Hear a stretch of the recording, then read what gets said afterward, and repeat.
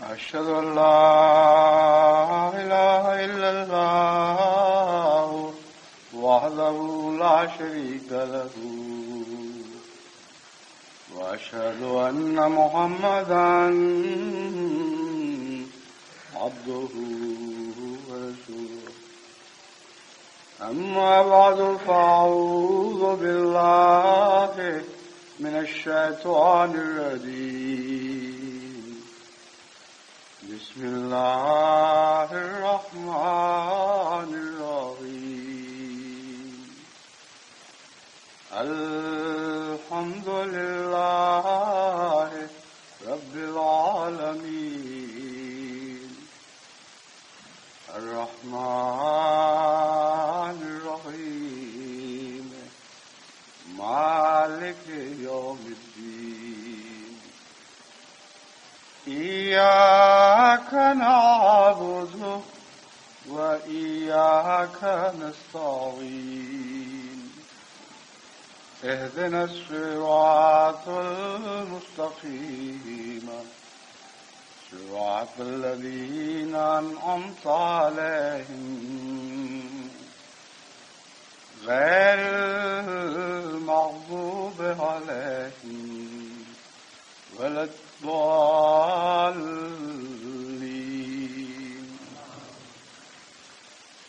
ومثل الذين ينفقون أموالهم ابتغاء مرضات الله وتثبيتا من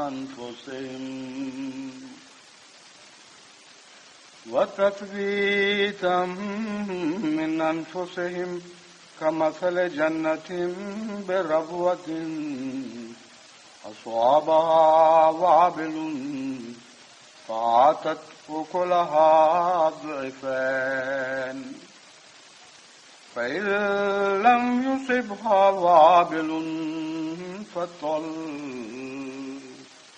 والله بما تعملون بصير.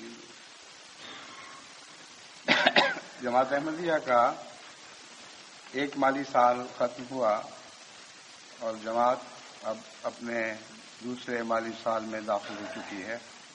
یعنی 30 جون پر جس سال کا اختتام ہوا اس کے بعد 1 جولائی سے دوسرا مالی سال شروع ہو چکا ہے. اس مالی سال کی تطبیق بعض دوسرے مالی سالوں کے ساتھ نہیں ہوتی. مثلا تحریک جدید ہے، اس کا مالی سال مختلف وقت میں شروع ہوتا ہے، اور وقف جدید ہے اس کا مالی سال بھی ایک اور وقت میں شروع ہوتا ہے. اسی طرح مختلف تحریکات ہیں جن کے مالی سال اس وقت سے شروع ہوتے ہیں جب وہ تحریک شروع کی گئی. لیکن جماعت کے سامنے اعداد و شمار رکھنے کی خاطر ہم نے یہ طریق اختیار کیا ہے کہ گزشتہ ایک سال میں جو بھی وصولی ہوئی ہے اس کو شمار کر لیا جائے تاکہ جواب جماعت کے سامنے گزشتہ مالی سال کی صورتحال واضح کی جا سکے. یعنی تحریک جدید کا سال کا کسی وقت شروع ہو کسی وقت ختم ہو، جو سال گزشتہ تحریک جدید کا سال تھا اس کی آمد کو ایک سال کی آمد کے طور پر ان اعداد و شمار میں شامل کر لیا ہے جو میں آپ کے سامنے پیش کروں گا. لیکن اس سے پہلے یہ قرآن کریم کی جس آیت کی میں نے آپ کے سامنے تلاوت کی ہے یہ سورہ البقرہ کی آیت 266 ہے. پہلے اس کا ترجمہ اور مختصر تشریح پیش کرتا ہوں. اللہ تعالیٰ فرماتا ہے ان لوگوں کی مثال جو اللہ کی راہ میں اپنا مال خرچ کرتے ہیں.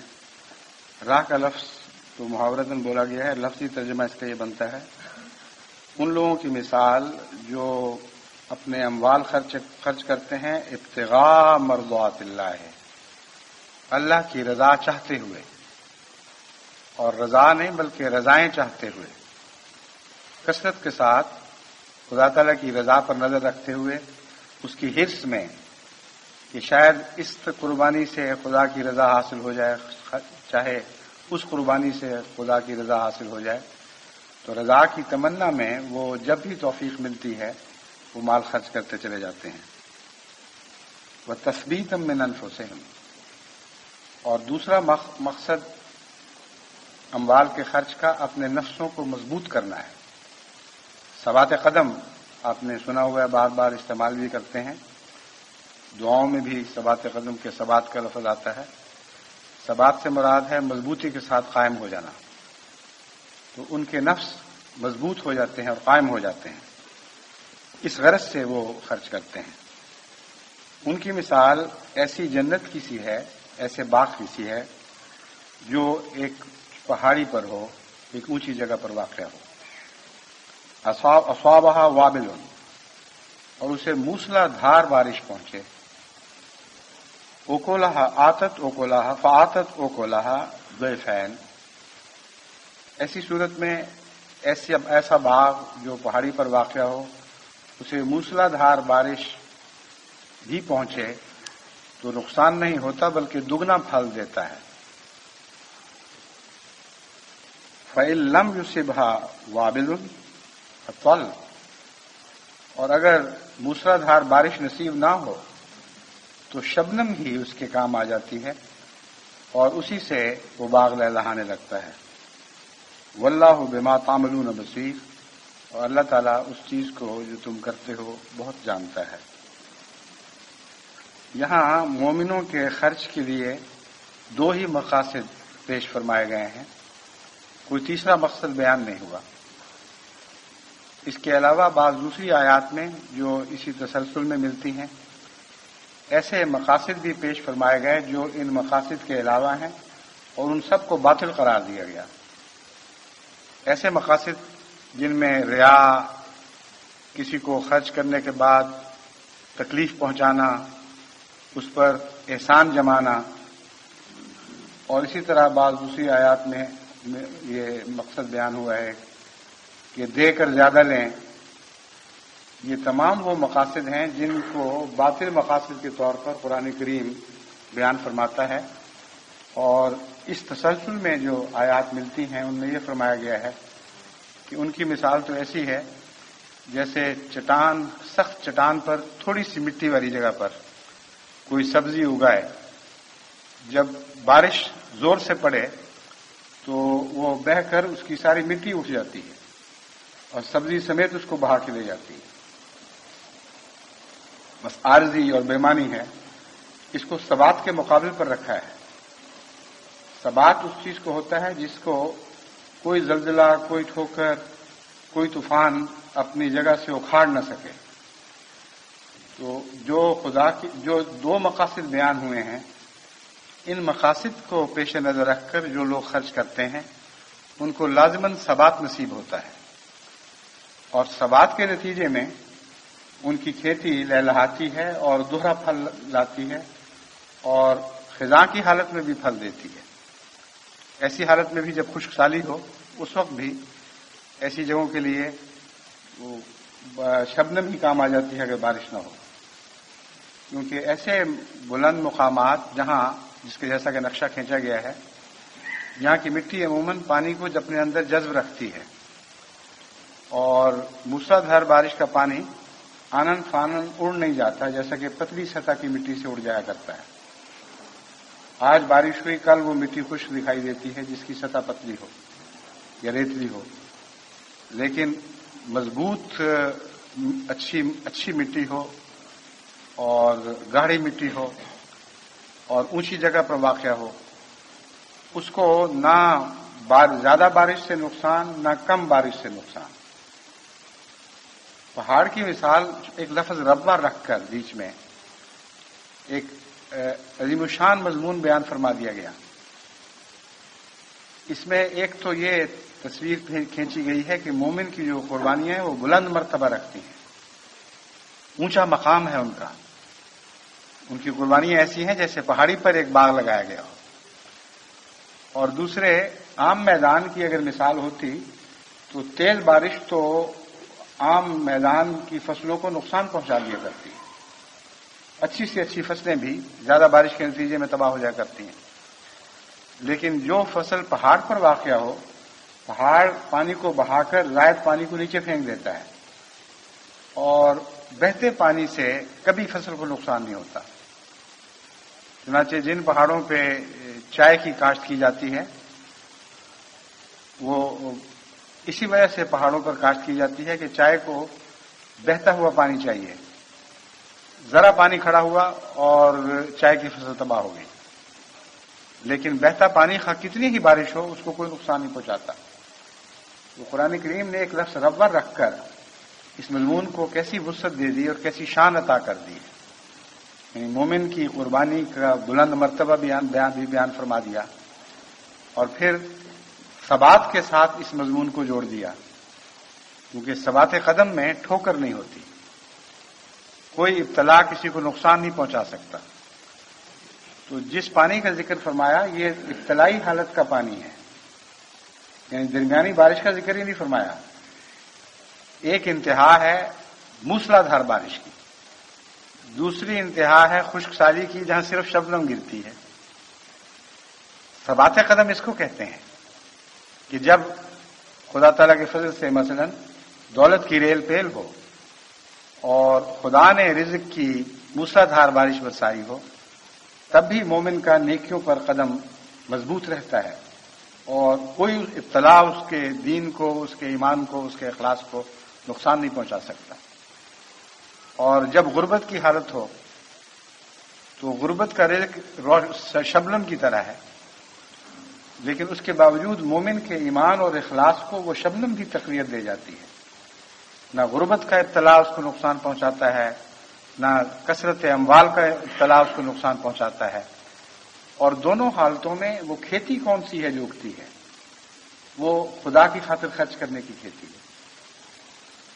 چنانچہ دوسری جگہ قرآن کریم میں اللہ تعالیٰ فرماتا ہے مومن وہ ہیں جو خوشحالی میں بھی خرچ کرتے ہیں اور تنگی میں بھی خرچ کرتے ہیں. تو دراصل اس خوبصورت مثال میں جو آپ کے سامنے قرآن کریم کے الفاظ میں نے رکھی ہے، تنگی اور ترشی کا خرچ اور دولت کی فراوانی کا خرچ سب شامل ہو گئے ہیں. یہ ان کو ثبات ہے مومن کو کہ ہر حالت میں وہ خدا ہی کا رہتا ہے اور خدا ہی کی خاطر اس کی قربانیاں ہوتی ہیں. ایک اور معنی اموال اور ثبات کے تعلق میں یہ ہیں کہ وہ لوگ جو خدا کی خاطر خرچ کرتے ہیں ان کو عام دنیا کے دوسرے ابتلاؤں میں بھی ٹھوکر نہیں ملتی، اور وہ لوگ جو خدا کی خاطر خرچ نہیں کرتے بظاہر کتنے ہی اخلاص کے دعوے کرتے ہوں، ان کو جب بھی مشکل وقت پیش آئے وہ ان کے قدم ڈگمگا جایا کرتے ہیں اور وہ پھسل جاتے ہیں.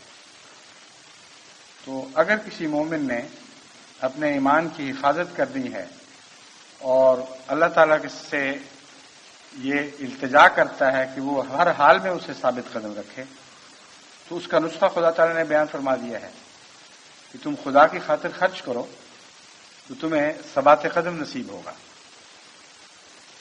پہلے مقصد اور دوسرے مقصد میں ایک گہرا تعلق ہے. دو ہی نیک مقاصد بیان فرمائے گئے. بندوں کی رضا کا کہیں ذکر نہیں ہے، اپنے نفس کی نرمی اور دل کی قلبی جذبات کے نتیجے میں خرچ کا کوئی ذکر نہیں، حالانکہ وہ کوئی برا محرک نہیں ہے. باطل محرکات میں اس کو خدا تعالیٰ نے ذکر نہیں فرمایا. میرا مطلب یہ ہے کہ بعض دفعہ خدا کی رضا کی خاطر انسان خرچ کرتا ہے، بعض دفعہ ایک غریب کی ہمدردی میں اپنے نفس سے مجبور ہو کے خرچ کر دیتا ہے. وہ خرچ بھی اچھا ہے، لیکن چونکہ اس کے نتیجے میں جزا نہیں ہے سوائے اس جزا کے جو انسان کے دل کو تسکین کی صورت میں ملتی ہے، اس لیے اس کا ذکر یہاں نہیں فرمایا. لیکن باطل مقاصد میں بھی اس کا ذکر نہیں فرمایا. تو سوال یہ ہے کہ یہ دو کیوں چنے گئے؟ اصل وہ خرچ خدا کی راہ میں جو جزا کا مستحق ہوتا ہے وہ انہی دو مقاصد والا خرچ ہے. اس کے سوا کوئی خرچ ایسا نہیں ہے جس کو جزا کے لائق قرار دیا گیا ہو. خرچ کرنا ہے تو اللہ کی رضا چاہو، بندوں کی رضا نہ چاہو، اپنے دل کی رضا نہ چاہو، اپنے اقربا کی رضا نہ چاہو، کوئی اور رضا مقصود نہ ہو، مرضات اللہ مقصود ہو، بار بار خدا کی رضا نصیب ہو. خرچ کرتے وقت مختلف کیفیات کے ساتھ انسان خرچ کرتا ہے. ان کیفیات میں خدا کی مختلف رضا حاصل ہوتی ہے۔ بظاہر ایک ہی خرچ ہے، لیکن حقیقت میں خرچ کے ساتھ جو نیتیں شامل ہو رہی ہوتی ہیں، جو جذبات شامل ہو جاتے ہیں، وہ خرچ کی نوعیت بدلتے رہتے ہیں۔ آپ بھی اپنے چندوں پر غور کر کے دیکھیں، کبھی کوئی چندہ خدا کی خاص رضا کی خاطر کسی خاص ادا کے ساتھ پیش کیا جاتا ہے، کبھی کوئی چندہ خدا کی کسی اور رضا کی خاطر کسی اور ادا کے ساتھ پیش کیا جاتا ہے۔ کبھی اس طرح پیش کیا جاتا ہے کہ بچے بھوکے ہیں، ضرورت مند ہیں، ان کپڑوں کے محتاج ہیں، اور انسان جانتے بوجھتے ہوئے کہ میرے بچوں کو سخت ضرورت درپیش ہے، کچھ نہ کچھ خدا کے لیے نکالتا ہے۔ وہ ایک رضا کا اور انداز ہے۔ ایک امیر آدمی ہے جس کے پاس دولت کی ریل پیل ہے، وہ سرمایہ کاری کر سکتا ہے اور بڑے اچھے مواقع ہیں، لیکن اپنے سرمایہ کاری کی خواہش کو پورا کرنے کی بجائے وہ اس میں سے ایک ٹکڑا نکال کے خدا کے حضور پیش کر دیتا ہے۔ ایک اور شخص ہے جس کے پاس جتنا روپیہ ہے کسی ایسے مقصد کے لیے رکھا ہوا ہے کہ آئندہ کسی ضرورت کے وقت پیش آئے، اور آواز آتی ہے کہ خدا کی راہ میں خرچ کرو۔ اس وقت جو اس کے دل کی کیفیت ہے وہ خدا کی خاص قسم کی رضا کی طالب ہو جاتی ہے۔ تو یہ تین بڑی بڑی مثالیں ہیں، لیکن اس کی بہت سی تفصیل کے ساتھ قسمیں بیان کی جا سکتی ہیں، اور حقیقت یہ ہے کہ ہر خرچ کرنے والا اگر خدا کے تعلق میں خرچ کرتا ہے تو اس کی دل کی ایک خاص کیفیت ہوا کرتی ہے، وہ کیفیت اس قربانی کو ایک خاص رنگ عطا کر دیتی ہے، اور وہ جو مضمون ہے وہ ان الفاظ میں بیان فرمایا گیا کہ ينفقون اموالهم ابتغاء مرضات اللہ، اللہ کی مرضیاں حاصل کرنے کے لیے خرچ کرتے رہتے ہیں۔ مختلف مقاصد خرچ کے محل مختلف ہوتے ہیں، مواقع مختلف ہوتے ہیں، لیکن مقصود ایک ہی رہتا ہے۔ دوسرا ہے وہ تثبیتا من انفسہم،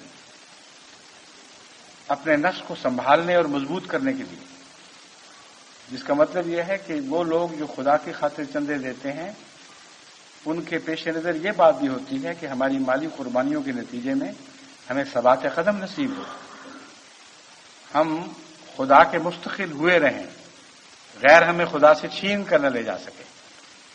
اور یہ دونوں مقاصد ہیں جو بڑی شان کے ساتھ پورے ہوتے ہیں۔ جب آپ ربا والی مثال میں پہنچتے ہیں تو وہاں آپ کو اللہ کی رضا کا مضمون بھی دکھائی دینے لگتا ہے اور ثبات قدم کا مضمون بھی دکھائی دینے لگتا ہے۔ وہ جو کھیتیاں نکلتی ہیں وہ قربانی کی کھیتیاں بھی ہیں اور جزا کی کھیتیاں بھی ہیں، اور قرآن کریم نے اسی تعلق میں اس کی ایک اور مثال دی ہے کہ خدا کی خاطر جو ایک دانہ زمین میں بوتا ہے، یعنی مثال تو دانہ بونے کی دی ہے مگر مراد اس کی یہی ہے کہ خدا کی خاطر جو ایک آنا مثلا خرچ کرتا ہے، خدا کی خاطر ایک دانہ زمین میں بوتا ہے، وہ بعض دفعہ 7 بالیاں نکالتا ہے اور ہر بالی پہ 100 دانے ہوتے ہیں، تو 700 دانے بن جاتے ہیں ایک دانے کے، اور اگر ان 700 دانوں کی جزا اس دنیا میں نصیب ہو جائے تو آپ اندازہ کریں کہ خدا کی خاطر قربانی کرنے والوں کے اموال میں کتنی برکت پڑ سکتی ہے۔ لیکن اللہ تعالیٰ فرماتا ہے کہ یہی اسی پر اکتفا نہیں ہے، جس کو چاہے اس کے علاوہ بھی بہت دیتا ہے، اور پھر دنیا میں بھی دیتا ہے اور آخرت میں بھی دیتا ہے۔ اس مضمون پر غور کرتے ہوئے جب میں نے حضرت مسیح موعود علیہ السلام کے زمانے کی مالی قربانی پر نظر کی تو مجموعی طور پر جماعت کا وہ چندہ جو ہمیں اندازہ لگانا پڑتا ہے حالات سے نظر آتا ہے، آج اس سے 700 گنا سے بھی بہت زیادہ ہو چکا ہے۔ یعنی 100 سال میں یہ کھیتی 700 کی حد کو پار کر کے خدا کی لامتناہی عطا کی حد میں داخل ہو چکی ہے اور کوئی نسبت نہیں رہی۔ اور وہ لوگ جو قربانیاں پیش کیا کرتے تھے ان کی اولادیں بھی اگر آپ ان کو حضرت مسیح علیہ السلام کے وقت سے لے کر آج تک ٹریس کرتے ہوئے، ان کی نشان دہی کرتے ہوئے، کھوج لگاتے ہوئے تلاش کریں تو ساری دنیا میں پھیلی ہوئی ایسے ایسے بزرگوں کی اولادیں ہیں جن کا بمشکل گزارا ہوا کرتا تھا، مگر خدا کی راہ میں بڑی قربانی کرنے والے تھے۔ آج ان میں، ان کی اولادوں میں میں نظر ڈال کر بتاتا ہوں بعض لوگوں پر، ایسے ہیں جو حضرت مسیح علیہ السلام کے زمانے میں جتنی مالی قربانی ہوتی تھی ان میں سے ایک اس سے زیادہ آج کر رہا ہے۔ یعنی تمام مالی قربانی جو حضرت مسیح علیہ السلام کے زمانے میں ساری جماعت کو پیش کرنے کی توفیق ملتی تھی، آج ان بزرگوں کی اولادوں میں سے بعض ایسے صاحب دولت اور صاحب ثروت اور صاحب غنا لوگ ہیں جن کا دل غنی ہے کہ اللہ کے فضل کے ساتھ وہ اس زمانے کی ساری مالی قربانی کے بغیر اس سے بلکہ اس سے بڑھ کر اکیلے پیش کر رہے ہیں، لیکن سب کچھ بھی پیش کر دیں تب بھی اس مرتبے کو حاصل نہیں کر سکتے جو اس زمانے میں قربانی کرنے والے کا مرتبہ تھا۔ اس پر اللہ کی رضا کی جو نظریں پڑتی تھیں، حضرت مسیح موعود علیہ الصلوۃ والسلام کی رضا کی جو نظریں پڑتی تھیں، ان کی کیفیت بیان کرنا تو ممکن نہیں ہے، لیکن میرا دل گواہی دیتا ہے کہ وہ غربا جنہوں نے 2 پیسے بھی اس زمانے میں پیش کیے، وہ ایسے تھے جنہوں نے آئندہ زمانوں میں اپنی اولاد کے مقدر جگا دیے۔ ان کی اولاد میں 2 کروڑ خرچ کرنے والے بھی پیدا ہوں گے تب بھی وہ ان 2 پیسوں کے مرتبے کو نہیں پا سکیں گے۔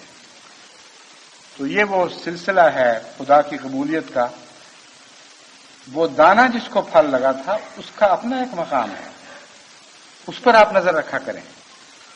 جس دانے نے 700 دانے پیدا کیے اور 700 کو پھر خدا نے بڑھا کر بے شمار کر دیا، وہ اصل دانہ ان سب نعمتوں کا باپ ہے، ان سب نعمتوں کی ماں ہے، سب کچھ وہی ہے۔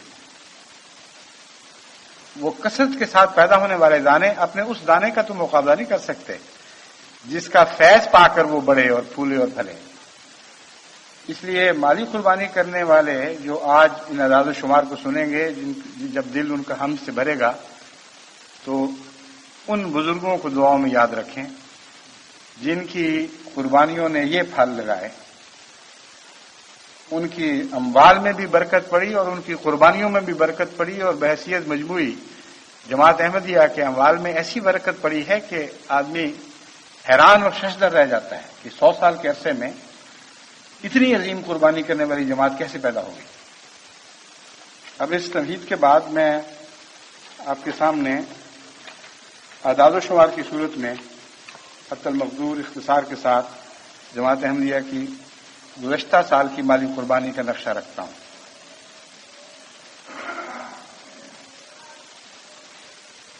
لازمی چندہ جات، جن میں چندہ عام اور چندہ وصیت اور جلسہ سالانہ شامل ہیں، ان میں گزشتہ سال خدا تعالیٰ کے فضل سے جماعت نے 51,90,888 پاؤنڈ پیش کیے ہیں، جو 24 کروڑ 61,92,380 کی رقم بنتی ہے۔ اور حضرت مسیح موعود علیہ السلام کے زمانے میں چند ہزار کی باتیں ہوا کرتی تھیں، اور سارا سال میں بھی ہزاروں سے اعداد و شمار نہیں بڑھا کرتے تھے، لیکن اب خدا کے فضل سے لازمی چندہ جات کی تعداد ہی 24 کروڑ 61,92,000 ہو چکی ہے۔ دیگر بڑی تحریکات جو جاری ہیں، تحریک جدید، وقف جدید وغیرہ، ان میں اس کے علاوہ 19,60,000 روپے کی 60,000 پاؤنڈ کی مالی قربانی ایک سال میں جماعت کو پیش کرنے کی توفیق مل رہی ہے، جس کی رقم 9 کروڑ 28,88,851 روپے پاکستانی بنتی ہے۔ اس کے علاوہ متفرق تحریکات ہیں جو میں نے مختلف وقتوں میں کی ہیں، اور کچھ صدقات اور زکوٰۃ وغیرہ کی رقمیں ہیں، کچھ عید اور فطرانہ، عید فنڈ فطرانہ وغیرہ کی رقمیں ہیں۔ ان سب کو ملا لیں تو یہ ان کے علاوہ 1,35,742 پاؤنڈ بنتے ہیں، جن کی رقم 64,30,098 ہے۔ آج سے 10-15-20 سال پہلے آپ جائیں تو 25 लाख के करीब जमात का सालाना बजट हुआ करता था। 15-20 नहीं, अगर मैं आपको बताऊं 53 में जो फसाद हुए हैं तो उससे आप करीबन 40 साल गुजर चुके हैं। हज़रत मसीह मौऊद अलैहिस्सलाम से आगे आकर जमाने के लिहाज से 53 में पहुंचे, तो उस वक्त जमात की माली कुर्बानी को देखकर अब्दुल रहीम अशरफ ने, जो एक मुआनिद मौलवी थे, अपने अखबार में जिसको फैसलाबाद से शाया किया करते थे, बहुत दर्द के साथ ये एतराफ किया कि जिस जमात को मिटाने के लिए हमने तहरीकात पर तहरीकात चलाई और एड़ी चोटी का जोर लगाया, हम उसका कुछ नहीं बिगाड़ सके। और माली कुर्बानी के लिहाज से आप लोग हैरान हो जाएंगे ये देखकर कि ये 25 लाख रुपए सालाना कुर्बानी पेश कर रहे हैं। कहां वो वक्त 53 का, जबकि 25 लाख से दुश्मन शशदर और हैरान रह गया था और वो समझा कि हम शिकस्त खा गए हैं। और आज वो वक्त आ गया है कि खुदा के फजल से जमात अहमदिया की माली कुर्बानी अगर इन सब चंदों को मिला लिया जाए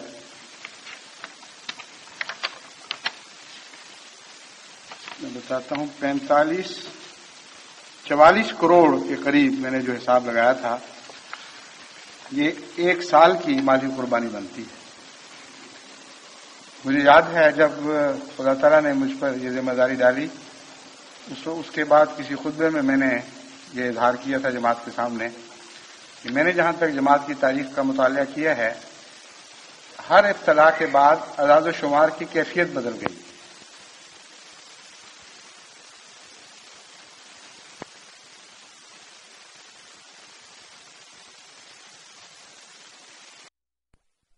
मुझे याद है जब खुदा ताला ने मुझ पर जिम्मेदारी डाली, उसके बाद किसी खुतबे में मैंने ये इजहार किया था जमात के सामने कि मैंने जहां तक जमात की तारीख का मुतालिया किया है, हर इब्तला के बाद अदाद व शुमार की कैफियत बदल गई है। अगर हजारों में चंदे होते थे तो कोई तहरीक जमात के खिलाफ चलाई गई तो उसके बाद अगली तहरीक से पहले लाखों में पहुंच गए, और लाखों में जो चंदे होते थे जब एक और तहरीक चलाई गई तो वो करोड़ों में पहुंच गए। तो मैंने दुआ ये की थी और जमात को कहा था इस दुआ में मेरे साथ शरीक हों कि खुदा करे हमारे देखते देखते अब ये करोड़ अरबों में बदल जाएं। तो जब मैंने ये तहरीक की थी उस वक्त चंद करोड़ भी नहीं थे चंदे। मैं आजाद शुमार निकाल के इंशाल्लाह जलसे पर पेश करूंगा, लेकिन आज खुदा के फजल से निसफ अरब तक करीबन मामला पहुंच चुका है। और ये जो आजाद शुमार हैं ये सारी दुनिया की जमातों के नहीं हैं। दुनिया की जमातों में से 44 बड़ी जमातों के हैं और बाकी दुनिया में जमातें फैल रही हैं, कसरत के साथ शामिल हो रही हैं। बहुत सी ऐसी जमातें हैं जहां अभी चंदे का निजाम मुस्तहकम नहीं हुआ।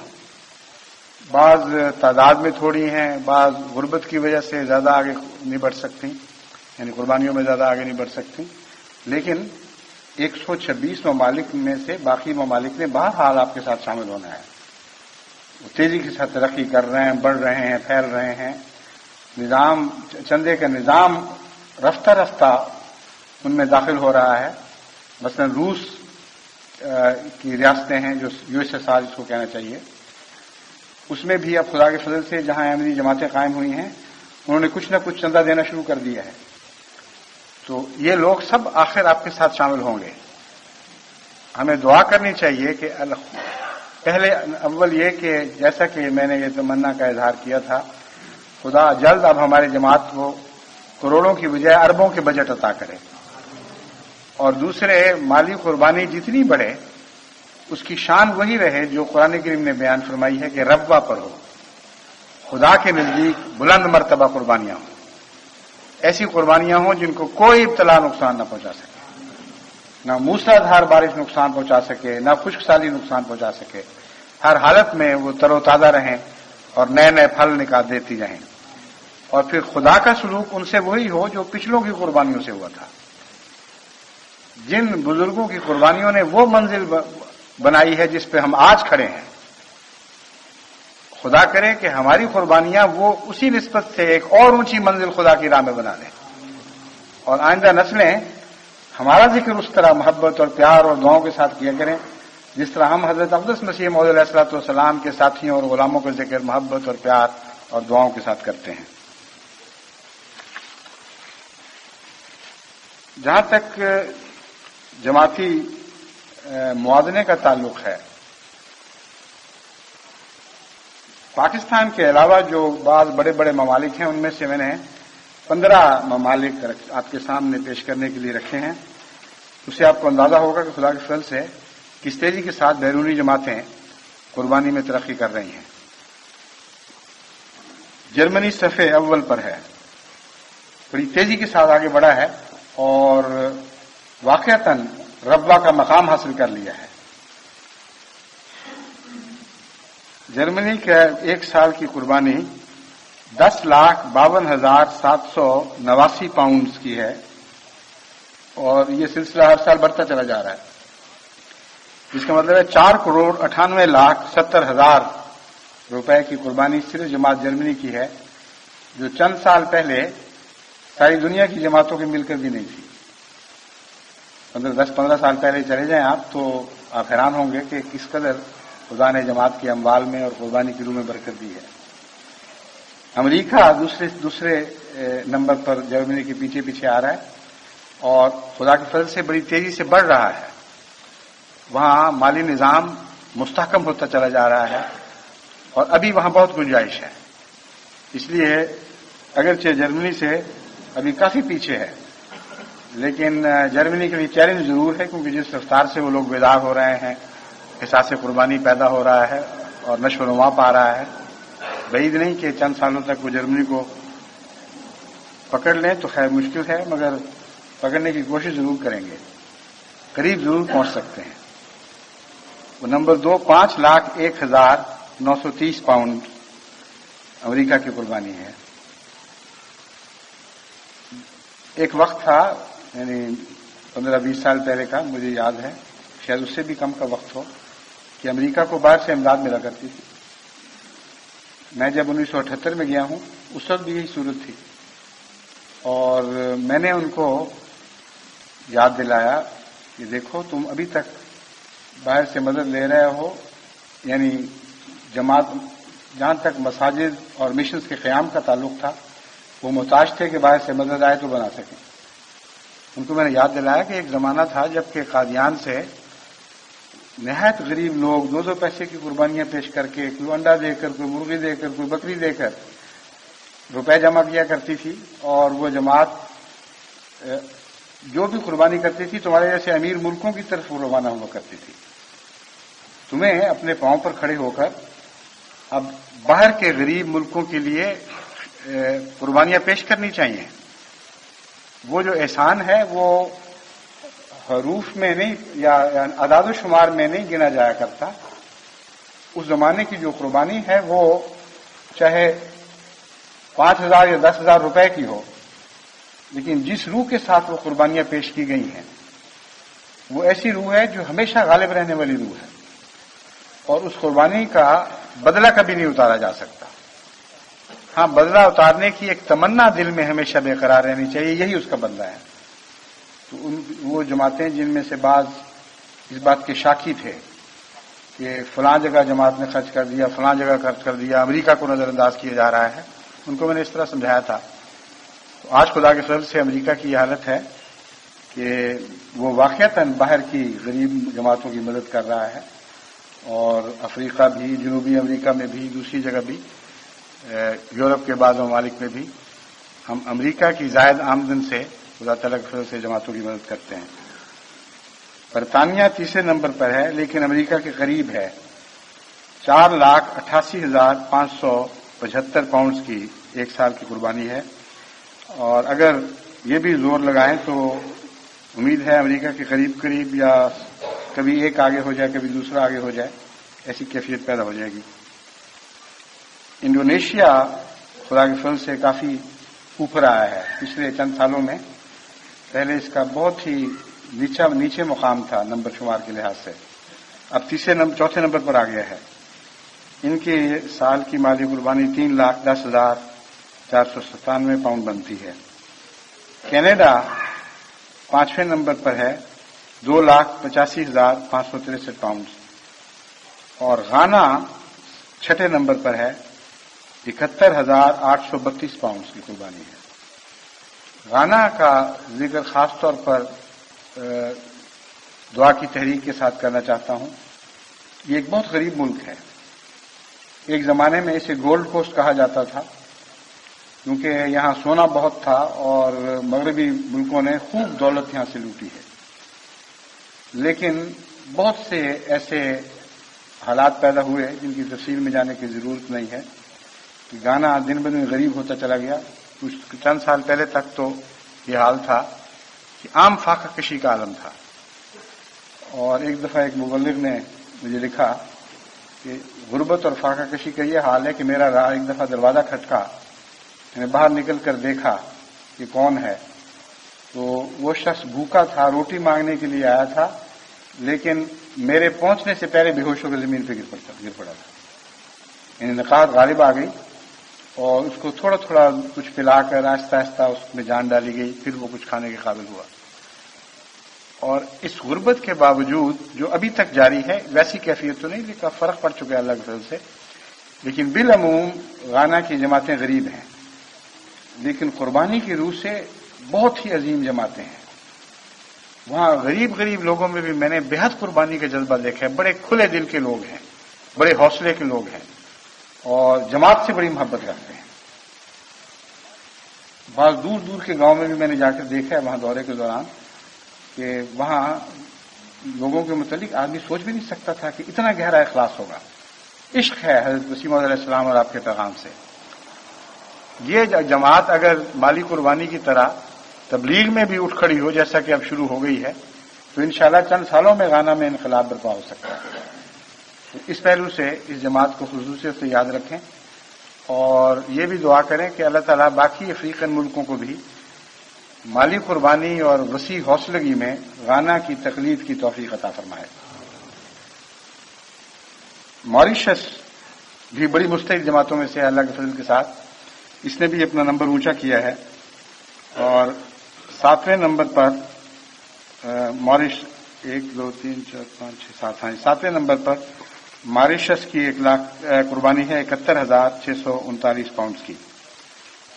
پھر ہندوستان کی باری ہے، یہ بھی کافی پیچھے رہ گیا تھا، اب اوپر آنا شروع ہوا ہے، اور اب جماعتوں میں کافی بیداری پائی جاتی ہے، اور میں امید رکھتا ہوں جس طرح ہم نے مہم شروع کی ہے انشاءاللہ تعالی ہندوستان کی جماعتیں بڑی تیزی کے ساتھ اب نشو و نما پائیں گی، اور اللہ کے فضل سے جیسا کہ میں ان کو بار بار یاد دہانی کروا رہا ہوں، اپنا پرانا کھویا ہوا مقام حاصل کریں گی۔ وہ عظمت کا مرتبہ جب ہندوستان ساری دنیا کو اپنے چندوں سے خدمت دین کے لیے رقم مہیا کیا کرتا تھا، تو اب بھی میں امید رکھتا ہوں کہ جماعتیں اگر بیدار ہو جائیں اور عزم کے ساتھ کام شروع کریں تو وہ دن دوبارہ لوٹ سکتے ہیں۔ قادیاں کی ایک ہمارے دل میں محبت ہے، جہاں حضرت مسیح علیہ السلام پیدا ہوئے، جہاں سے پیغام پھیلا، وہ محبت ہمیں مجبور کرتی ہے کہ ہندوستان کو پھر صف اول میں دیکھیں، اور وہاں سے ساری دنیا میں پھر اللہ تعالیٰ کی ہدایت کا نور پہنچے۔ ناروے بھی بڑی مستعد جماعت ہے، آگے بڑھ رہی ہے، ہندوستان کے بعد ناروے کی باری ہے۔ پھر جاپان باوجود اس کے کہ بہت کم تعداد ہے 8ویں نمبر پر یا 9ویں نمبر پر آ گیا ہے، 1 2 3 4 5 6 7 8 9ویں نمبر پر، اور 10ویں نمبر پر جاپان آ گیا ہے۔ ناروے 9ویں نمبر پہ ہے، جاپان 10ویں نمبر پر، پھر سوئٹزرلینڈ ہے، پھر بنگلہ دیش ہے، پھر ہالینڈ ہے۔ ہالینڈ کی جماعت بھی یورپ کی دیگر جماعتوں کے مقابلے پر تعداد کے لحاظ سے خدا کے فضل سے بہت مخلص اور مالی قربانی میں پیش ہے۔ پھر سویڈن آتا ہے، اس کے بعد نائجیریا کا 15واں نمبر ہے۔ نائجیریا میں خدا تعالیٰ کے فضل سے اقتصادی لحاظ سے اللہ نے بہت برکتیں عطا کی ہیں، بہت امیر ملک ہے پوٹینشیل کے لحاظ سے۔ انفرادی طور پر مقابلہ کر کے دیکھیں، مین ٹو مین جس کو مقابلہ کہتے ہیں، تو غانا کے مقابلے پر نائجیرین احمدی کی حالت بہت بہتر ہے۔ اس لیے وہاں کی جماعت کو کوشش کرنی چاہیے کہ اخلاص میں بھی وہ آگے بڑھیں، اور جس طرح خدا نے ان پر فضل فرمایا ہے اسی نسبت سے مالی قربانیوں میں آگے بڑھیں، تعداد کے لحاظ سے وہ پیچھے ہیں، لیکن اتنا پیچھے نہیں کہ مالی قربانی سے غانا سے اتنا پیچھے رہ جائیں۔ بہرحال وہ امید رکھتے ہیں کہ اللہ تعالیٰ ان 15 کی طرح باقی سب جماعتوں پر بھی بے شمار فضل نازل فرمائے گا، جو مالی قربانی میں مسلسل محنت اور استخلاص اور استقلال کے ساتھ پوری وفا کے ساتھ سالانہ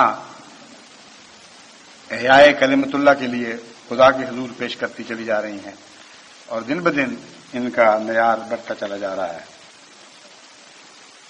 جیسا کہ میں نے بیان کیا ہے امریکہ کے معاملے میں کہ بہت سے ابھی ایسے احباب ہیں جو اگر حسب توفیق خرچ کریں تو امریکہ میں ابھی بہت آگے آنے کی گنجائش ہے۔ یہ صورتحال کم و بیش دنیا کے ہر ملک پر پوری اترتی ہے، کیونکہ کبھی بھی کسی ملک میں ایک جیسے ایمان کی حالت کے لوگ نہیں ہوا کرتے۔ اگر چندے بڑھانے ہیں تو سب سے اہم چیز یہ ہے کہ اخلاص کا معیار بڑھانے کی کوشش کریں۔ جتنا اخلاص کا پانی اونچا ہوگا اتنا چندہ خود بخود اچھل اچھل کر باہر آئے گا، اور اگر اخلاص کا معیار بڑھانے کی کوشش نہ کی جائے اور چندوں کے مطالبے پر زور دیا جائے تو اس کے نتیجے میں بعض دفعہ آگے بڑھنے کی بجائے لوگ پیچھے ہٹنے لگ جاتے ہیں۔ میرا تجربہ ہے کہ وہ کمزور لوگ جو چندوں میں پیچھے ہوں، ان کے پیچھے جب سیکٹری مال وغیرہ پڑتے ہیں تو وہ دور بھاگنے لگ جاتے ہیں۔ بعض لوگ اپنے ایڈریس بدل لیتے ہیں کہ کہیں ہمارے تک سیکٹری مال نہ پہنچ جائے۔ تو اخلاص نہ ہو تو پھر تحریک اور زیادہ دھکیل دیتی ہے بجائے ادھر لانے کے، لیکن اخلاص کا معیار اونچا ہو تو پھر تحریک ہو، پھر دیکھیں وہ کس جوش کے ساتھ آگے بڑھتا ہے۔ دونوں باتیں ضروری ہیں۔ چندہ طلب کرنے والا نظام جو ہے وہ بھی بہت مستحکم ہونا چاہیے، اور بر وقت اس نظام کا واسطہ ساری جماعت سے قائم رہنا چاہیے، اور بر وقت کا لفظ بہت اہم ہے۔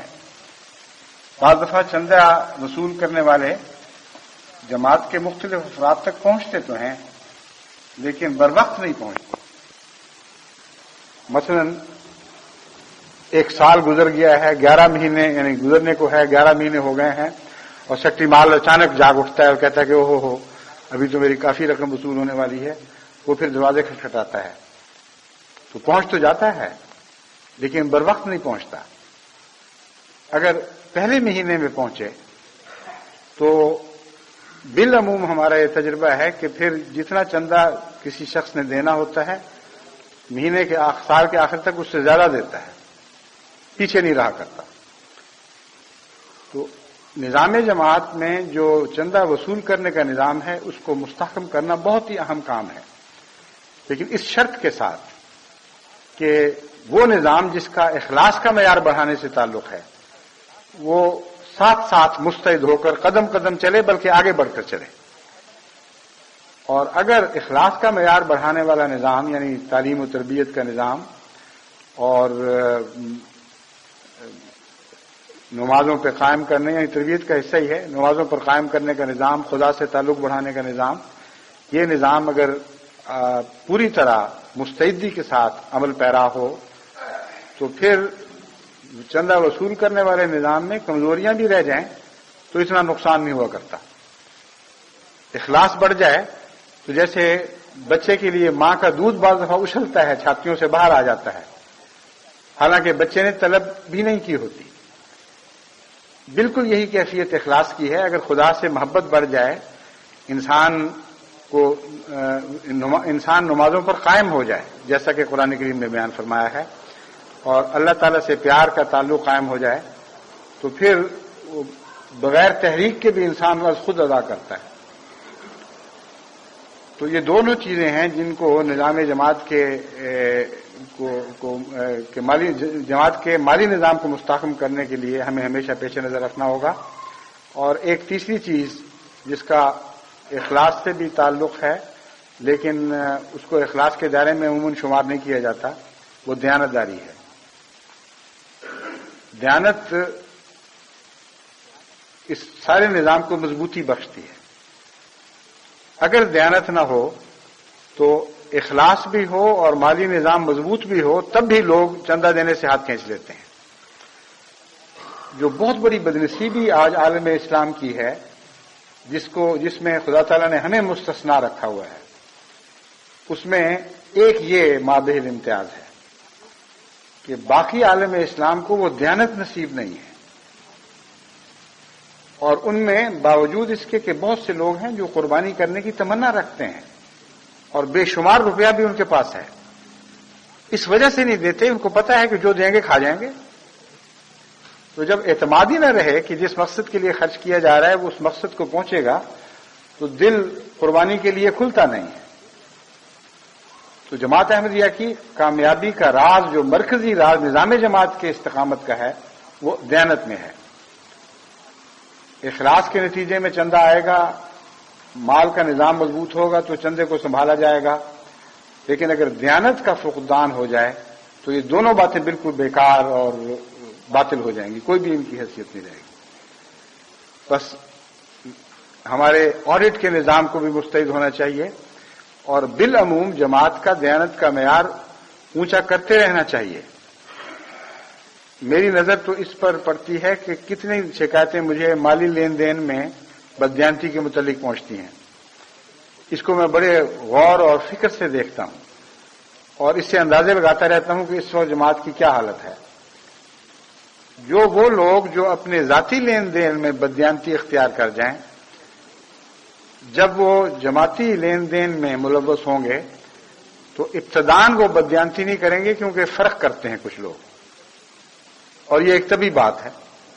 مثلا ایک شخص کوئی بات کہہ رہا ہو، آپ کہیں تم جھوٹ بولتے ہو، تو وہ کہتا ہے میں آپ کے سامنے بھی جھوٹ بولوں گا. یہ بات بھول جاتا ہے کہ خدا کے سامنے کھڑا ہے اور اس کے سامنے جھوٹ بولتے ہوئے شرم نہیں کر رہا.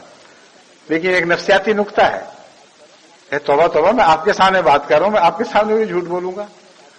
تو اس نفسیاتی رجحان کے پیش نظر کئی لوگ بددیانت بھی ہوں تو جماعت کے معاملے میں احتیاط کرتے ہیں، اور جماعت کے معاملے میں چندہ کھانے کے لیے ان کے حوصلے نہیں پڑتے. لیکن جب معیار اور گر جائے تو پھر یہ سب باتیں بھی شروع ہو جاتی ہیں.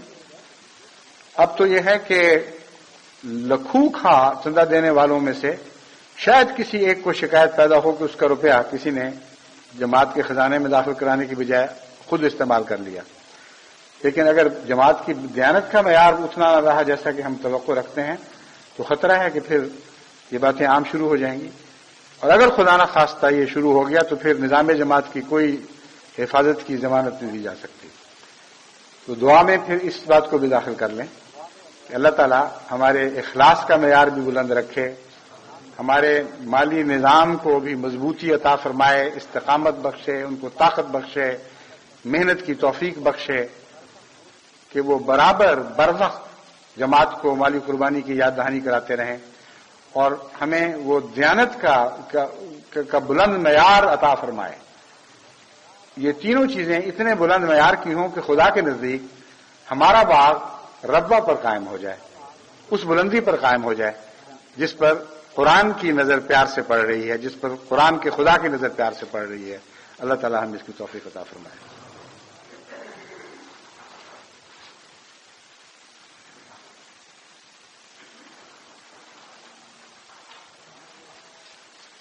الحمد لله نحمده ونستعينه ونستغفره ونؤمن به ونتوكل عليه ونعوذ بالله من شرور أنفسنا ومن سيئات أعمالنا.